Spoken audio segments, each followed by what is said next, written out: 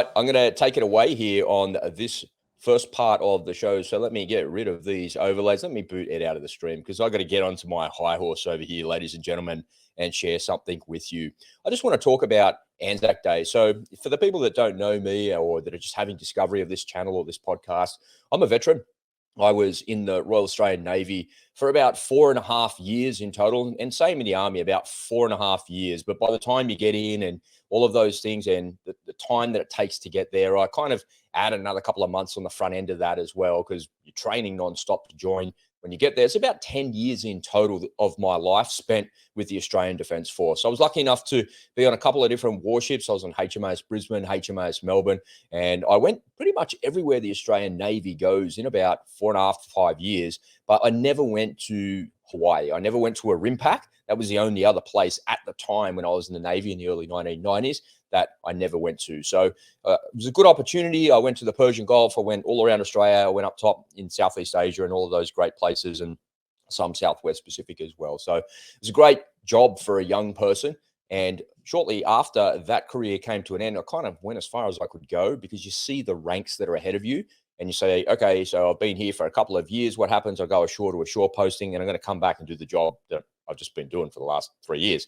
So I kind of thought there's got to be something else. There's got to be more. And the Navy were a little bit tricky. They didn't let you move around in the job so much. So to spend so much money training you, you stay in that job. They won't let you go and do something else. So I put my hand up and said I wanted to go and be in the Army. They wouldn't do an inter-service transfer for me, which is a real shame. So I had to actually get out. I was out for about 9 months, but I trained for about 6 months of that non-stop, and pretty much full time I trained. And shortly after I got to my interviews, the two warrant officers there were like, what the hell are you doing here? Why didn't you do an inter-service transfer? And I told them, and they just signed the papers and sent me on my way to the next intake. So I had a really great experience in the Australian Army as well. I was very fortunate where I was. But today on ANZAC Day, I just wanted to give you a little bit of background for what I'm about to say, because it's pretty polarizing and it's pretty opinionated. But you know what?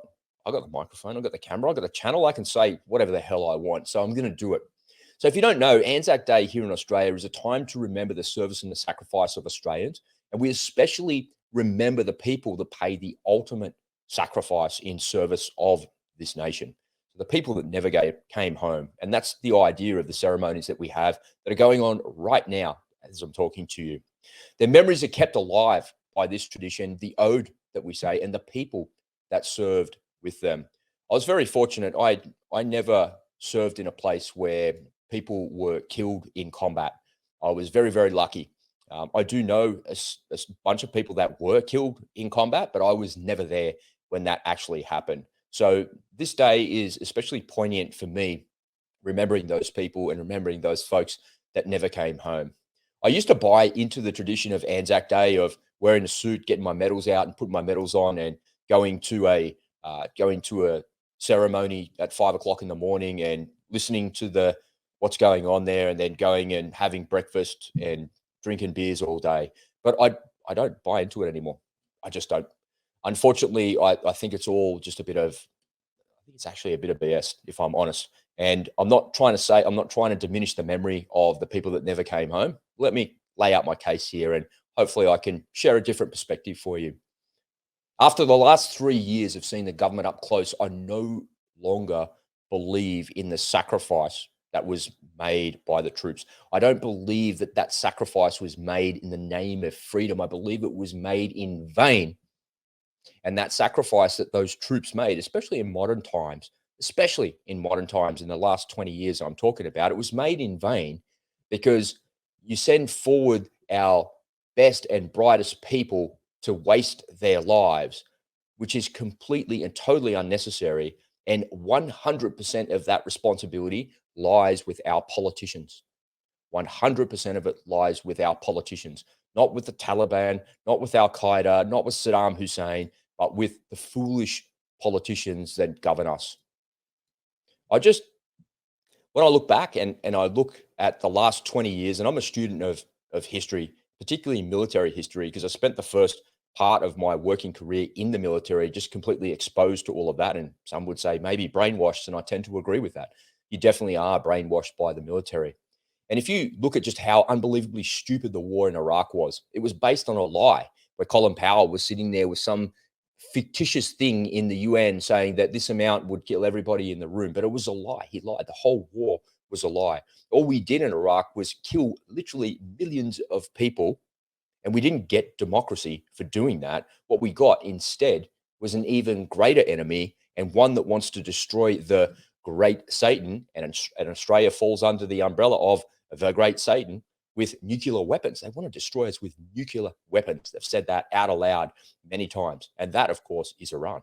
That's all we got for all of that chaos that we caused in Iraq, is we've got a country that wants to destroy us with nuclear weapons. What about 20 years in Afghanistan? We all know that was also a lie. It was ran by absolute fools. And after $2 trillion, with a T, folks, $2,000 billion, and thousands of lives destroyed, lost, families back home destroyed. What do we get for it? We got a stronger and even stronger Taliban, and a more deadly Taliban, because they're now armed to the teeth with our equipment that was left behind. Unbelievable. And when I say our, I put Australia into that, firmly into that American camp as well, because we just follow blindly with the Americans. We do follow blindly. Folks, whatever you do, don't buy into the lie of Ukraine either. It's a ruse. The whole thing is a ruse. They're the most corrupt government on planet Earth. And I'm going to show you a video shortly that shows that, and that explains that. In just 4 minutes, I'll show you how they're the most corrupt government on planet Earth. And every day on my Telegram channel, I see Ukrainian troops committing atrocities and going against the laws of armed conflict. In war, we're governed by laws. The laws of armed conflict say what you can and can't do.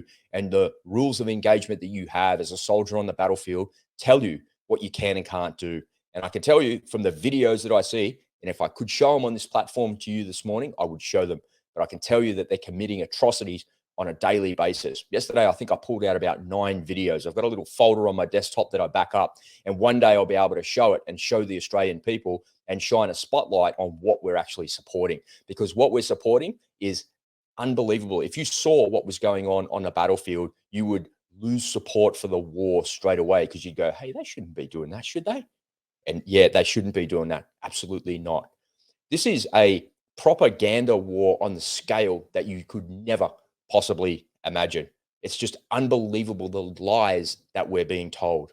Look, folks, war is a total and complete failure of humanity, not because human beings want to kill each other, but because politicians just can't figure out how to speak to each other. The people that we elect are liars and they're fools. And if those people didn't exist, war wouldn't exist either. And all of those people that didn't come home because of political decisions would be at home with us right now. Any person that listens to a liar or to a fool gives all of their self-respect away. And all of the self-respect you have goes away. But the politicians on every country on planet Earth in the last couple of years, they lied to us. They lied about masks. They lied to us about jabs. They lied to us about billions of dollars. Literally billions of dollars have gone away, and they simply couldn't remember where that money went when they were pressed on the issues. Here in Victoria, in Australia, we know we dragged the Premier Daniel Andrews in front of a commission and asked him a series of questions about a $50 million contract. And what did he say? Nah, I can't recall. Nobody is ever held to account. Right now, folks, these politicians are lying to you. They're lying to you about the war in Ukraine. They're lying to you about the environment. They're lying to you about food and energy prices. And they're lying to you about the so-called upcoming war with China. These politicians are liars. And if you listen to them, you're giving away all of your self-respect. Don't buy into it, folks. It's a lie. We allowed these people, these politicians, to lock us down for months on end, to use the police to arrest pregnant women in their own home, to pepper spray old women, and to bash peaceful protesters that were doing exactly what they were told to do. And not a single one of those police officers, not one of them, has ever been held to account, never mind a politician. It is unbelievable how they get away with this corruption and the destruction, the systematic destruction of our society. Let me ask you, folks, which politician, which one There's a lot of them, and there's been a lot of them in the last 20 years. But which politician was ever held to account over the death of Australian troops in Iraq or Afghanistan? Which one? None. You'd be correct in saying none, because none of them were held to account. No one was held responsible for the death of Australian troops on the battlefield. But we went to war, followed the Americans based on a lie. So the whole thing was a lie. Australians died because of a lie, but no politicians were held to account. So why do we let these politicians get away with it? Why do we let them do that? Have we got no self-respect for ourselves? Look, whatever you do in your life, never, ever, ever do what a lying politician tells you to do. Never. Especially if it involves packing your gear and going off to some far distant land to go to war. Don't do it. Don't do it. They're lying to you. And you could never possibly know the driving forces that are behind it. But what we know from what they tell us is a lie, because they continuously get caught in a lie. So why would I make such a big statement like this on one of Australia's most sacred days, ANZAC Day? This is a day of remembrance. This is a day to remember our fallen soldiers, sailors, and airmen. It's a day to remember the people that didn't come home. Well, it's because I can make a statement about that. I can say that. And some would say that's because of the sacrifice of those people. But I believe it's because the people that govern us and that have always governed us don't care one little bit about you, about me, or about the people that died. They don't care. Sure, they're sad about it. Sure, they would say that it's a bad thing, but they genuinely don't care. All they care about is maintaining power. That's all they care about. The world that you and I live in, it seems like it's a good thing. It seems like they care about us. It seems like they provide for us, but it's an illusion. It's an absolute illusion. And we know that it's an illusion. All you have to do is just open your eyes and look up, because the last 3 years has proven to us that our leaders and the people that govern this country, particularly in Australia, are liars. They're liars and they're fools. I used to think that Australia was the lucky country, but it's not. It's a nation that's been completely divided by the left side of politics, and it's been further divided by these lying politicians that will do and they'll say anything to maintain absolute power. It's sad that people die in wars, and I'm not diminishing the memory of those people for 1 second. I'm not diminishing that at all. I'm recognizing that and I'm remembering that today on ANZAC Day, but I'm doing it in a way that feels right to me. And going to a ceremony, putting medals on that the government gave to me, I don't think I'll ever wear those medals ever again in my whole life, but putting those medals on and pretending like I did the right thing and I was doing something right is just based on a lie. Everything that I did in the military was based on lying politicians. Does that diminish my service? Well, maybe a little bit it does. I feel like it does. I'm still proud of my service. I'm proud of the people that I serve with. I'm proud of the job that I did. But really, should I have been doing that? Should I have followed what a lying politician said to me? No, I shouldn't have. And I look back at it later in my life now with a little bit of regret. And I look back at it and think, man, that was a waste. And man, that was stupid, listening to those politicians and buying into what they were actually brainwashing with me. All I'm saying, folks, what I'm trying to say here is that on ANZAC Day, I want you to remember the people that never came home. And I want you to remember the people that suffered as a result of that. But I also want you to remember that the reason that they didn't come home is because of politicians who lied to us. And I'll wrap that up by saying, lest we forget.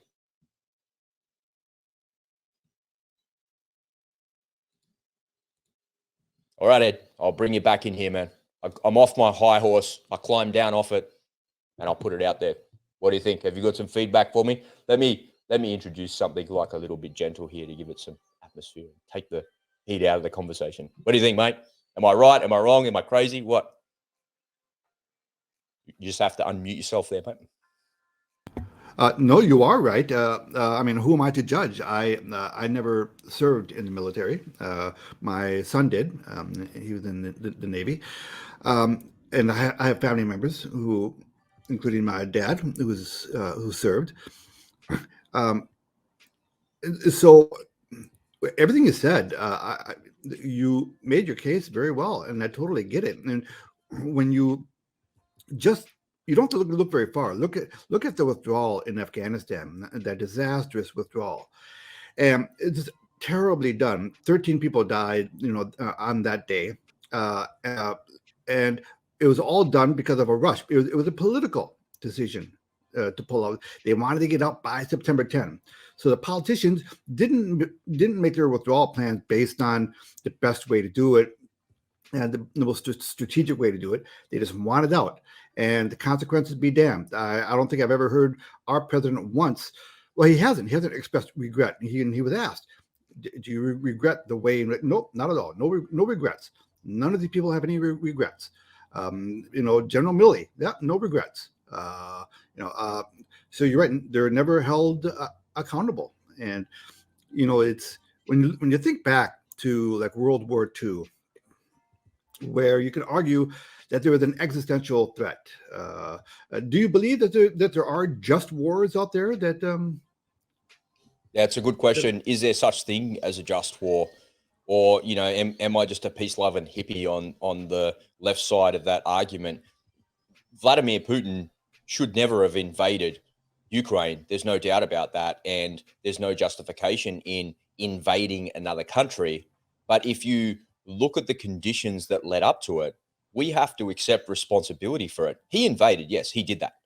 But he never would have done that if you had have set the conditions so he felt comfortable and didn't feel like he was threatened and had to do something like that. So that's the thing that we forget. Yeah, he's a bad dude. He's committed all sorts of crimes and he's doing the wrong thing. He's committing atrocities, but in Russian, they would say that that's actually a job well done and that's a good day by leveling a city with artillery. But that none of it would have ever have happened if politicians just spoke to each other. And if you look back through history, and if you look back at when Vladimir Putin came to power in the early 2000s, he tried to engage with the West. And Russia potentially was going to become part of the NATO bloc. And we were in a completely new world order. But unfortunately, the Reserve Bank needs an enemy.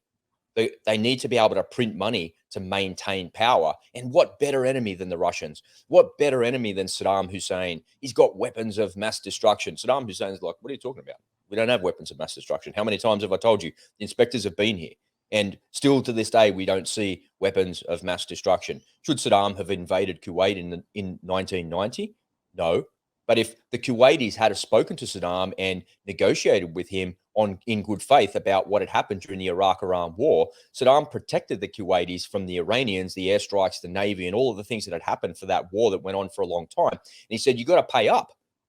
It cost me blood and treasure, and it cost my country a whole lot. You have to pay up. And the Kuwaitis went, we never asked for your protection. And Saddam was like, what are you talking about? You did ask for protection, and I protected you. Don't want to pay up? I'm going to come and seize your oil fields, and I'm going to actually make it happen. And once again, two politicians that don't talk to each other cause this war, and then we go in there, cause this war, and then 10 years later, 12 years later, whatever it is, we go in there and cause even more destruction, and millions of people have died because politicians don't talk to each other, because they lie to each other. Look, it's sad and it's maddening that when you think that, most people join the military for noble reasons, right? They join it because they feel like, right, they're serving a higher purpose, right? They're serving their country. They're serving, in our case, freedom and our way of life. That's why they join. And you hope that the leaders, that the decision makers above you have the same mindset. Well, sadly, that's not the case. One of the weaknesses in a democracy is that we get what we pay for. So, right? We elected these people. So the populace has to take a lot of the blame. If you're going to continue to elect these people and not hold them accountable for the things that they do, well, what happens? What happens when you reward bad behavior? They fail upwards. I think let's close out this kind of darker topic that we're talking about here on maybe a solution. And I think the solution is not as difficult as you think. The reason I'm so jaded about politicians, and the reason that I feel so angry and have taken a stand here publicly about that, it's no small thing to come out and say, what a load of shit. It's no small thing to come out and say, I don't believe in this anymore and politicians are liars. Like, where's the evidence, Rob? Well, there's plenty of evidence. I don't have to justify myself to anybody because these idiots do it all day long. And not a single one of them has ever told the truth about everything. They don't always lie, but the vast majority of them do. But I think the mistake that they make, and any politician that gets into politics is the same as any person that wants to serve in the military. They want to make a difference and they want to serve and they want to do the right thing and they want to make the country a better place because they have a high patriotic ideology that is actually a good thing to want to help other people. But the politicians make the mistake of only governing for the people that actually elected them. I never voted for Anthony Albanese to be the Prime Minister of Australia, and I certainly didn't vote for Scott Morrison. I voted for different political parties. But when these people come to power, they don't govern on behalf of everybody. They govern on behalf of the small minorities that actually elect them. And if you look at the actual numbers from the Electoral Commission, did they win in a landslide? Or was it like really, really close? And always, it's really close. It's the same in any country in the world. Elections are always hanging on a knife's edge. And if these people come to power, they come to government on a 51-49 margin, like they just got across the line, then that says to me that you need to listen to both sides of politics and govern for everybody, not just for your side. And that's the mistake that these leftist politicians in Australia have made, is that they have these really strong leftist policies and the right side of politics is just polarized by that. And the right side is like 49% of people are like, no, we don't want that. Half the country say, no, we don't want that. And that's the mistake politicians are making. If they can find that middle ground between the conservative side and the liberal side, that it never happens. It'll never happen. Only in the movies are you going to get that kind of that's a Hollywood fantasy that I've got going on in my head. No, that's right. And look, in my very strong opinion, and I'm right, by the way, the left side of the aisle, these people are vicious. They'll do anything to win, and when they're in power, they don't waste time. They step on that gas pedal, and they try to accomplish as much of their evil plan as possible. The conservatives tend to be more agreeable type people. They're not the antagonists. The leftists, these people are angry people, and they are not agreeable.